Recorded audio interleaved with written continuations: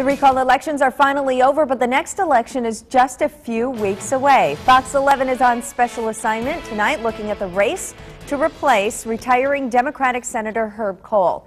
Robert Hornacek is here with a preview. Good morning, Robert. Good morning, Rachel. You know, this is the first time in more than 20 years that there's going to be an open U.S. Senate seat here in Wisconsin, and 4 Republicans are battling for their party's nomination, including former Wisconsin Governor and former Health and Human Services Secretary Tommy Thompson, former Congressman Mark Newman, State Assembly Speaker Jeff Fitzgerald, and newcomer businessman Eric Hovde.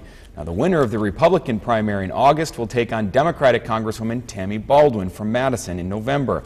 And while the television ad campaign has already started, observers say it won't be anything like it was during the recall election.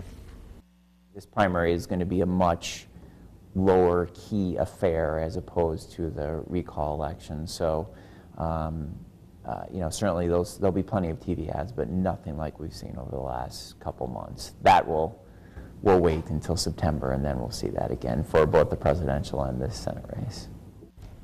Now, coming up tonight on Fox 11 News at 9, we'll have more about the Senate race, and we'll also talk about how the candidates match up. If you'd like to see some of the ads from the candidates in the race or learn more about where they stand on the issues, you can go to our website, fox11online.com, and click on the On Assignment tab.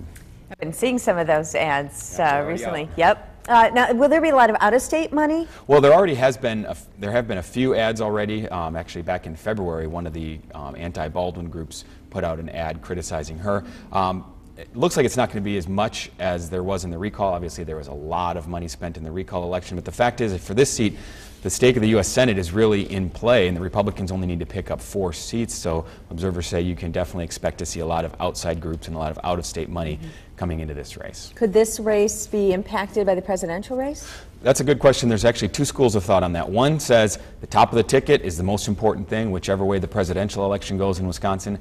If Mitt Romney wins, then Republicans will pick up the Senate seat. If President Obama continues to win in Wisconsin as he did last time, then Democrats keep the seat. But then there's other people who say that doesn't really matter. They point to somebody like former Governor Tommy Thompson, who has obviously had a lot of electoral success in Wisconsin. He was elected 4 times, and they say even if President Obama wins, if Tommy Thompson's that nominee, they think he has a chance of still winning the seat. But really, it just depends on who gets the nomination, who faces off in November, and which way the voters go. And Robert's going to talk more about that tonight in his full report. You'll see it at 9. Fox 11 News at 9. Thanks, Robert. Yep.